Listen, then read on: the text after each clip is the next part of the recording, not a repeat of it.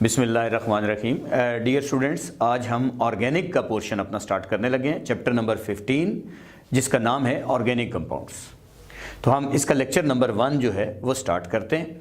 तो हमारे पास सबसे पहले अगर हम देखें जो चैप्टर 15 है ऑर्गेनिक कंपाउंड, बिल्कुल बेसिक चीज़ें हैं हमारे पास है। ऑर्गेनिक कंपाउंड यानी ओवरऑल देखें केमिकल कंपाउंड्स कितनी तरह के होते हैं, तो हम कहते हैं there are 2 types of chemical compounds. हमारे पास जो केमिकल कंपाउंड हैं वो 2 तरह के होते हैं।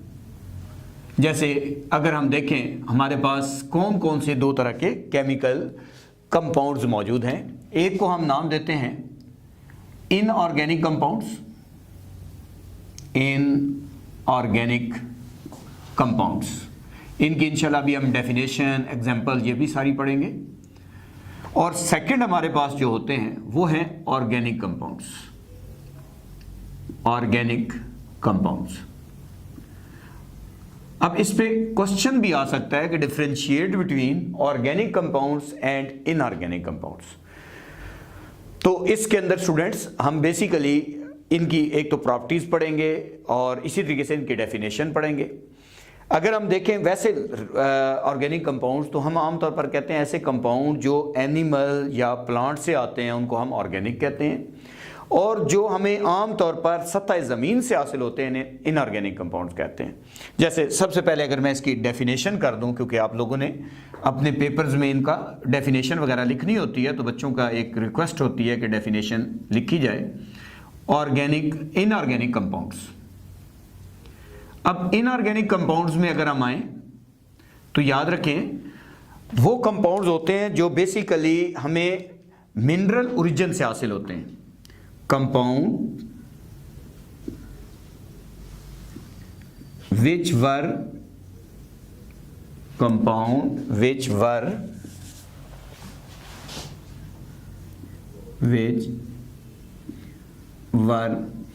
Of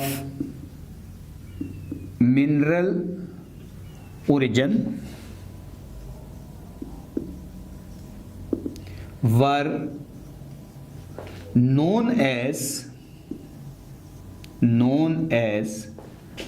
inorganic compounds। एक तो ये ज़हन में रहे, compound which were of mineral origin were known as inorganic compound. इसका क्या मतलब है कि बच्चों जो आम तौर पर हमें ज़मीन के अंदर मुख्तलिफ सॉल्ट से हासिल होने वाले कंपाउंड्स होते हैं उनको हम इनऑर्गेनिक कंपाउंड कहते हैं। जैसे आपने देखा होगा टेबल सॉल्ट, घरों में जो नमक हम यूज़ करते हैं वो एक इनऑर्गेनिक कंपाउंड है। कार्बन डाइऑक्साइड है, कार्बोनेट से हासिल होता है बच्चों, ये भी इनऑर्गेनिक कंपाउंड है। इसी तरीके से अगर मैं आपसे कहूं कि मार्बल जिसका फार्मूला कैल्शियम कार्बोनेट होता है, ये भी एक इनऑर्गेनिक कंपाउंड है। तो इसीलिए मैं अगर आपसे कहता हूं इसके एग्जांपल्स क्या हैं, तो हम इसके एग्जांपल अगर लिखें तो हम एक टेबल सॉल्ट लिख सकते हैं। टेबल सॉल्ट फार्मूला आपको पता है बच्चों, टेबल सॉल्ट का NaCl होता है। सेकंड अगर हम आते हैं तो मार्बल जो घरों में आमतौर पर यूज भी किया जाता है, तो बच्चों मार्बल जो घरों में लगाया जाता है फर्श के तौर पे कैल्शियम कार्बोनेट होता है। और इसी तरीके से कार्बन डाइऑक्साइड बच्चों ये भी एक इनऑर्गेनिक कंपाउंड है। बेशुमार एग्जांपल आप इस तरह की दे सकते हैं।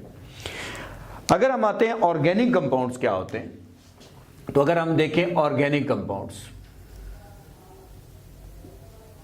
इसके बिल्कुल उलट हम लेके चलते हैं। ऐसे कंपाउंड होते हैं जो बेसिकली तो अगर हम कहें तो हम कहते हैं लिविंग ऑर्गेनिज्म से हासिल होते हैं, यानी एनिमल से हासिल होते हैं, प्लांट से हासिल होते हैं, किसी भी इन चीज़ों में से वेजिटेबल वगैरह हम इनसे हासिल करें उनको हम ऑर्गेनिक कंपाउंड कहते हैं। जैसे मैं आपसे कहूँ ऑर्गेनिक कंपाउंड बच्चों को याद हो तो बच्चों पूरी ऑर्गेनिक केमिस्ट्री की नॉमेनक्लेचर जो हम पढ़ते हैं हम उनमें से कोई भी लिख सकते हैं। लाइक एसिटिक एसिड लिख लें, इथाइल अल्कोहल या कोई भी अल्कोहल लिख लें, टार्टेरिक एसिड लिख लें, सिट्रिक एसिड लिख लें।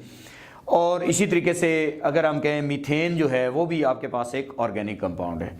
तो इसकी बहुत सारी एग्जांपल हमारे पास मौजूद हैं। हम इसी डेफिनेशन को कन्वर्ट करते हैं ताकि आपके लिए आसान रहे। कंपाउंड विच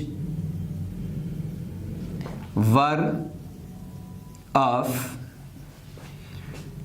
अब इस जगह पे हम एनिमल भी लिख सकते हैं और प्लांट्स भी लिख सकते हैं, या वेजिटेबल कर देते हैं,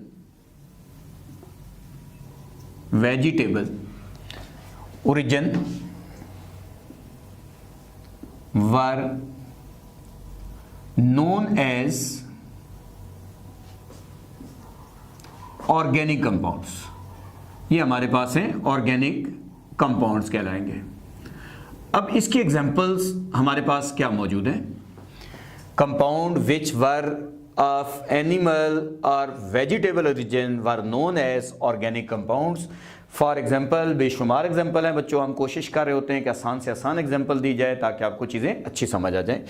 तो हमारे पास इसकी एग्जाम्पल के तौर पे अगर हम देखें तो हम एसिटिक एसिड लिख सकते हैं। एसिटिक एसिड विनेगर के नाम से हम देखते हैं बच्चों, घरों में सिरके के तौर पे यूज़ किया जाता है। Very dilute solution of acetic acid is called vinegar, यानी घरों में देखते हो कि हम सिरका जो यूज़ करते हैं अगर हम उसे देखें तो बेसिकली तो वाटर होता है और उसमें 4 से 6% एसिटिक एसिड उसमें डाला होता है। तो ये बेसिकली एसिटिक एसिड जो है वो प्योर फॉर्म में, तो आपको पता है बच्चों ये अगर प्योर फॉर्म में हो तो 17 डिग्री सेंटीग्रेड पे फ्रीज हो जाता है। ये लुक लाइक बिल्कुल आइस की तरह नज़र आता है, इसलिए इसको प्योर फॉर्म में यूज़ नहीं करते। अब हमारे पास एसिटिक एसिड अगर देखें तो एसिटिक एसिड का फार्मूला CH3COOH है। इसी तरीके से हम अल्कोहल यूज कर सकते हैं। बेटा अल्कोहल तो बहुत सारे हैं, लेकिन जो ड्रिंकिंग पर्पस में अल्कोहल यूज होता है उसको आमतौर पर इथाइल अल्कोहल कहते हैं, इसलिए मैंने इथाइल अल्कोहल इथेनॉल का फार्मूला लिख दिया। टार्टेरिक एसिड, टार्टेरिक एसिड ये भी बच्चों हमारे पास ऑर्गेनिक कंपाउंड है, इसका तल्लुक कार्बोक्सिलिक एसिड फैमिली से है और ये आमतौर पर अगर देखें टमाटो वगैरह के अंदर यानी उन चीज़ों के अंदर पाया जाता है। तो ये हमारे पास ऑर्गेनिक कंपाउंड की डेफिनेशन हो गई। ऑर्गेनिक कंपाउंड और इनऑर्गेनिक कंपाउंड की डेफिनेशन अभी हमने की। अब सबसे पहले जब ऑर्गेनिक केमिस्ट्री आई तो बच्चों इसकी सबसे पहले एक ओल्ड डेफिनेशन की गई जो कि बाद में रॉन्ग साबित हुई। इसलिए मैं आपके सामने एक old definition of organic chemistry लिखने जा रहा हूं। Old definition of organic chemistry. अगर हम देखें ऑर्गेनिक केमिस्ट्री की सबसे जो पुरानी डेफिनेशन थी वो ये थी कि study of carbon compound is called organic chemistry. ठीक है, इसकी ओल्ड डेफिनेशन अगर मैं लिख दूं तो study of carbon compound, study of carbon compound is called organic chemistry. इसको हम ऑर्गेनिक केमिस्ट्री कहते हैं, स्टडी ऑफ कार्बन कंपाउंड। और हमें पता है कि carbon is essential element in all organic compound. ये तो ठीक है कि कोई ऐसा हमने आज तक ऑर्गेनिक कंपाउंड नहीं देखा जिसमें कार्बन मौजूद ना हो। तो बच्चों कार्बन एक एसेंशियल एलिमेंट है सारे ऑर्गेनिक कंपाउंड में, लेकिन study of carbon compound is called organic chemistry. तो बच्चों इससे तो पता चला कि जिस कंपाउंड में कार्बन मौजूद है उसकी स्टडी को ऑर्गेनिक केमिस्ट्री कहेंगे। तो बाद में पता चला कुछ सिंपल कार्बन कंपाउंड है, जैसे मैं आपके सामने सिंपल कार्बन कंपाउंड लिख दूं, सिंपल कार्बन कंपाउंड्स। अगर मैं आपसे चंद सिंपल कार्बन कंपाउंड्स आपके सामने लिखता हूं तो बच्चों आपने देखा होगा कार्बन डाइऑक्साइड भी तो कार्बन वाला है, इसमें भी कार्बन है। कार्बन मोनोऑक्साइड में भी कार्बन है। कार्बन डाइसल्फाइड में भी कार्बन आता है। अच्छा, कार्बोनेट में भी कार्बन आता है, CO3-2, sodium carbonate, potassium carbonate, कोई भी यूज़ कर लें।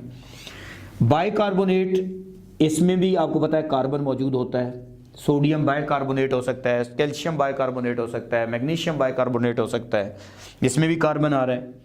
इसी तरीके से अगर हम देखें साइनाइड्स हैं और थायोसाइनाइड्स हैं, SCN थायोसाइनाइड्स हैं, बेशुमार इस तरह के कंपाउंड हैं बच्चों। इनमें देखें आप तो इनमें कार्बन तो मौजूद है लेकिन ये ऑर्गेनिक कंपाउंड नहीं है। इनको हम कौन से कंपाउंड कहते हैं? इनको हम इनऑर्गेनिक कंपाउंड कहते हैं। देखिए आपकी डेफिनेशन तो कह रही थी कि study of carbon compound is called organic chemistry, लेकिन ये डेफिनेशन गलत साबित हो गई कि इन कंपाउंड में कार्बन तो मौजूद है लेकिन ऑर्गेनिक नहीं है। इसकी वजह क्या है? ये जो कंपाउंड हैं बच्चों ये ऑर्गेनिक कंपाउंड की प्रॉपर्टीज़ को फुलफिल नहीं करते। Because these compound have no property of carbon, these compound have no property of organic compound. ये ऑर्गेनिक कंपाउंड, अब बच्चा सोच रहा है कि सर ये मुझे कैसे पता चलेगा कि ऑर्गेनिक कंपाउंड की कौन सी प्रॉपर्टीज़ हैं। तो इसी चैप्टर के अंदर मैं आपको 8 प्रॉपर्टीज़ ऑफ ऑर्गेनिक कंपाउंड पढ़ाऊंगा जो मेन हर ऑर्गेनिक कंपाउंड में ऑलमोस्ट होती हैं।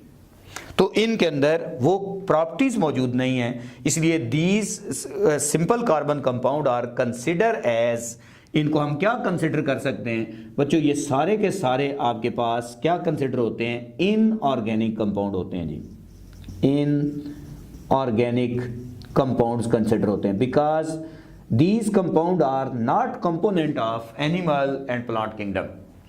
तो ये हमारे पास बच्चों सिंपल कार्बन कंपाउंड के बारे में हमें जो है वो पता चल गया कि इनके अंदर कार्बन तो है लेकिन ऑर्गेनिक नहीं है। अब हम मॉडर्न डेफिनेशन की तरफ चलते हैं। वैसे तो बच्चों क्योंकि मैं फेडरल बोर्ड की बुक को फॉलो कर रहा हूँ, फेडरल सिलेबस को फॉलो कर रहा हूँ, वैसे तो मैं बच्चों को वाइटल फोर्स थ्योरी भी बताता हूँ कि वाइटल फोर्स थ्योरी सबसे पहले जो आई थी वो यही आई थी कि ऑर्गेनिक कंपाउंड को आप लैब में नहीं बना सकते, या आप इनको नेचुरल तरीके से हासिल, सिर्फ नेचुरल तरीके से हासिल कर सकते हैं, क्योंकि उस वक्त गोबर से ना ऑर्गेनिक कंपाउंड यानी यूरिया हासिल होता था।